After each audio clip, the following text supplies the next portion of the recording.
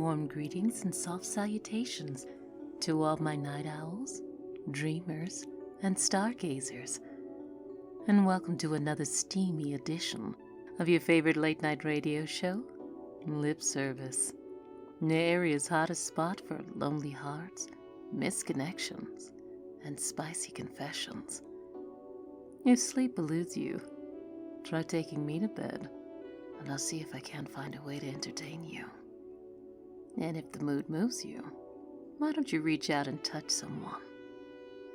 You know how to do it. Pick up the phone, work those digits, and press those lips to the receiver. Remember, my number here in the studio is 55547. That's 555 Lips. Tonight's broadcast is brought to you by our sponsors at Hanky Panky, makers of designer silk handkerchiefs and scarves. Whether it's a wedding or prom night, Hanky Panky will be there. Want to impress the boss and get that raise? Nothing will impress him quite like Hanky Panky. From first dates to anniversaries, make it special with Hanky Panky. With an exquisite line of finery that's sure to tickle your fancy, why not give Hanky Panky a try today?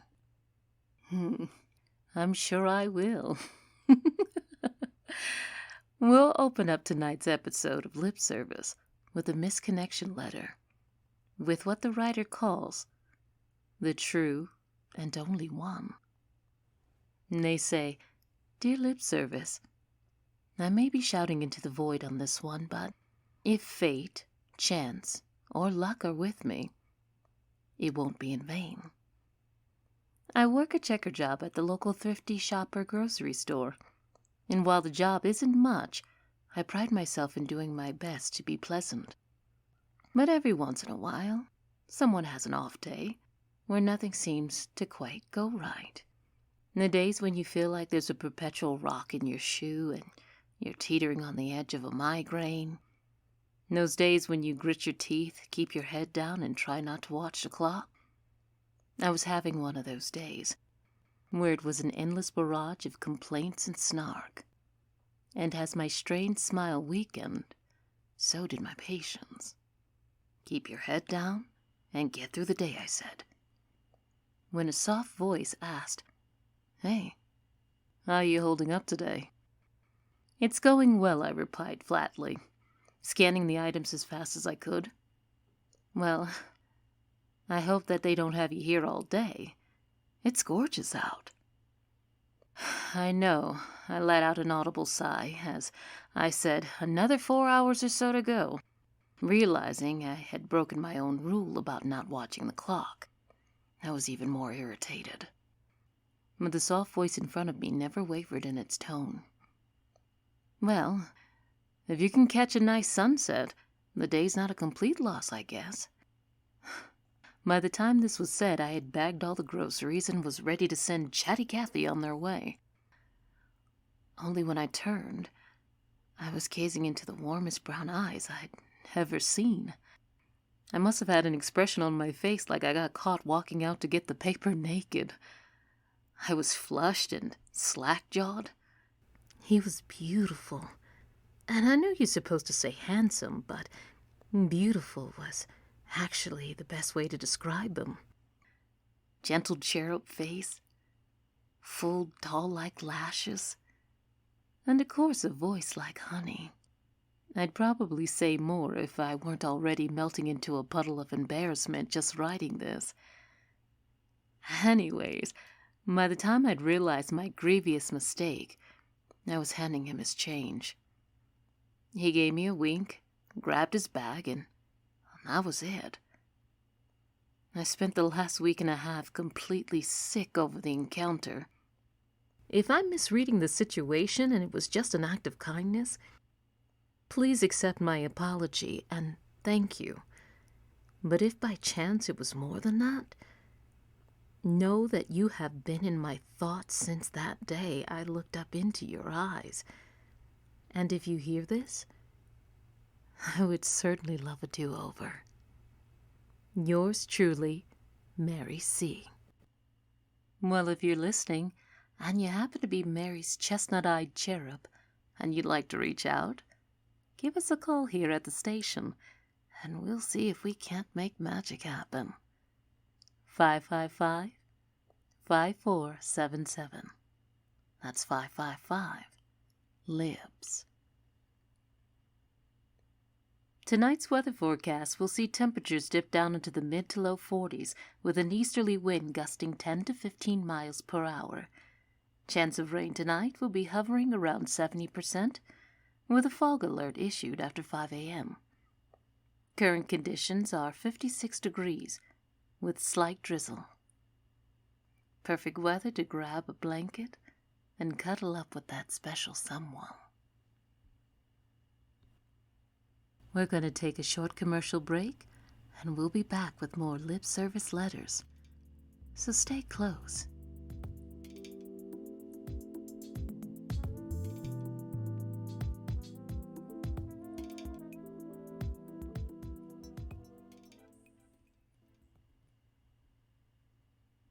Welcome back, Midnight Tristers and lip service listeners.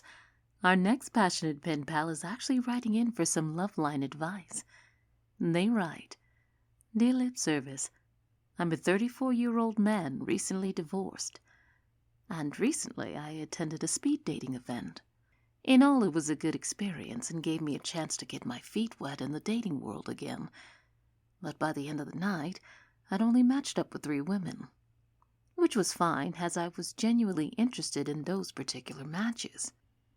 Let's just say the first 2 matches resulted in a few lackluster dates with no real chemistry. Now, match number 3 sort of threw me for a curveball. At the actual speed dating event, she was friendly and outgoing, but relatively conservative both in her demeanor and her appearance. I picked her because she made conversation easy. She was witty and charming and seemed comfortable in her own skin, and I liked that. Well, fast forward to our date, and my charming low-key conservative shows up in a cocktail dress that leaves me slack-jawed. A high-cut, low-cut number that left little to the imagination, but a lot of room for creative ideas. Her hair was piled high in one of those dynasty-style do's that must have taken half a can of hairspray, and she had a face full of video vixen makeup. She was giving off centerfold energy for sure. So here I am, feeling like a goof in my loafers and oversized cardigan, looking more like her investment banker than her date. But it turns out she brought all that sweet and bubbly energy from the night before, with a little extra spice. I opted for a fancier restaurant given her attire, but she'd insisted on the casual Italian restaurant we had agreed upon. She'd been there before, and she chose a little cozy booth in the back, in the dark. Let's just say she nestled up so close to me that there wasn't room for my wallet. Did I mention she spoke fluent Italian? I don't, but when it's whispered warmly in your earlobe, it doesn't really matter, does it? I really couldn't fathom where this flirtatious energy was coming from, but it certainly didn't stop at dinner. We went to an outdoor orchestral concert. She asked that I keep the wine and cheese on her side since she was somewhat clumsy. Her words, not mine. This gave her an excellent excuse to constantly reach over me, so that I might get a better view of her mountain's majesty, as it were. By the end of the night, my head was swimming, both from the wine and from her company. But as the night came to a close, I walked her to her car, where she gave me a quick hug and a peck on the cheek, before jumping into her car and speeding away. And I'm standing there stunned. While I had played it close to the cuff with my expectations, I'll admit, given how well things went, I wasn't expecting the night to end so abruptly. Now I feel like a teenager all over again. Was it my breath? Was it my clothes? Was I creepy? Was I rude? The speed dating service says her number is marked as unlisted, and I forgot to ask for it on the date.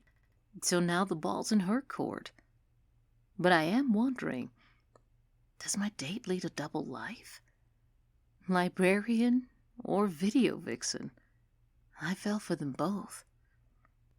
If any of your listeners has any insight on what they've heard and how to proceed, I would absolutely be open to some advice. Signed, Ryan T.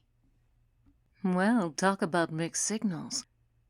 Well, it definitely seems like that kitten was smitten for the boost you gave to her alter ego. It's just too bad she couldn't return the favor. But kudos to you for being a gentleman. If any of our listeners would like to reach out and touch Ryan, give us a call here at 555-5477. That's 555-LIPS. Coming up after the break, we're going to open up the phone lines to all our midnight merrymakers, lovelorn orators, and dream weavers. So let your fingers do the walking and your lips do the talking. 555-5477. That's 555-LIPS. Caller, are you there? Good. Hey, just a heads up. You're going to be caller number 2. So just hang out on the line, relax, and remember to turn your radio down when you're on the air. All right. We'll see you in a few minutes.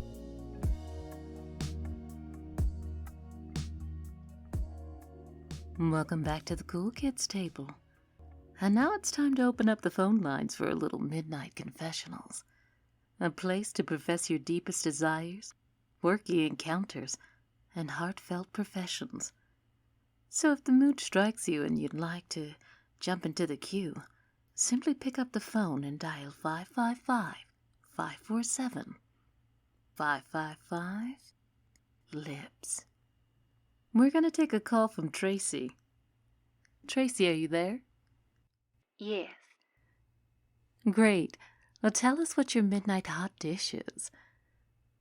Well, I'm a happy Staten Island housewife, 31, married to my husband for almost 3.5 years. We've always had what I assume to be a fulfilling love life. But as of late, he's been asking me if I want to try to make love in a different place. And I'm thinking he suddenly developed an exhibitionist quirk, you know? Now, I'm no prude. In my younger days, I've been known to play a little handball in the back row of the local Cineplex myself, if you get my drift. Well, anyways, so I was by no means shooting down the idea of getting frisky in stall number 3 at the Sizzler when he drops this bombshell on me that wasn't the different location he was implying. He was looking to deliver a package to the service entrance in the rear. Exactly. Well, colored me flustered because for some reason, that one threw me for a roller coaster loop. And I'm saying to myself, what's the big deal? It's the 1980s. It's not the 1880s. People should feel free to express their love in creative ways. But then I keep thinking back to that creepy Jesus picture my grandmother used to have in the hallway. You know, the kind where the eyes seem to follow you wherever you go. It's bad enough thinking he was in the back row of the Cineplex, eating jujubes, staring at me with disapproval. But this would get an almighty wag for sure. And I don't know. It kind of feels like I'm 15 years old all over again, talking to the girls about the birds and the bees. And I'm just not sure what to do. Understandable. You found out that your husband wants to go on safari and explore the outback, and it's a little intimidating. But religious qualms aside, how interested are you in a possible journey to your land down under? Well, I imagine it's a lot like when you're riding a roller coaster for the first time. You got anticipation, you got queasiness, and excitement, all rolled into one. But, I don't know. How do I stop myself from feeling like the bad girl in a hell film? You talk. And then you talk, and then you talk some more until you remove the stigma attached to the act. You talk about both the negatives and the positives it could add to your love life. And if you're opening up Pandora's box, it might be a good time to find out what else is all in there. And whatever you decide, you just make sure it's mutually enjoyable and a building block in your relationship. And be sure to keep me posted if you decide to boldly go where no man has gone before. Caller number 2, you're on the line with lip service, and the floor is all yours. Mm-hmm.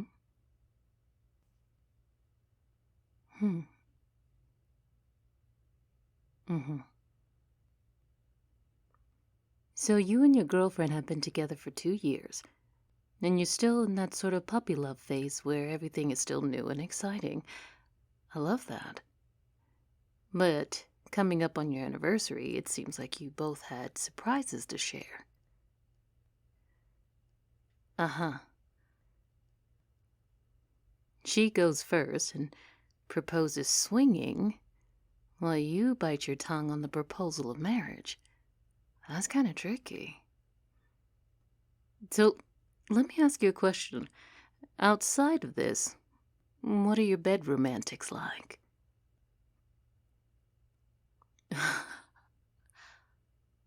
Really? Well, it's nice that you have the space to devote an entire room to it. Oh, no shame here. Not at all. But what about this new element? Was this something out of the blue or something both of you had on the back burner? Mm-hmm.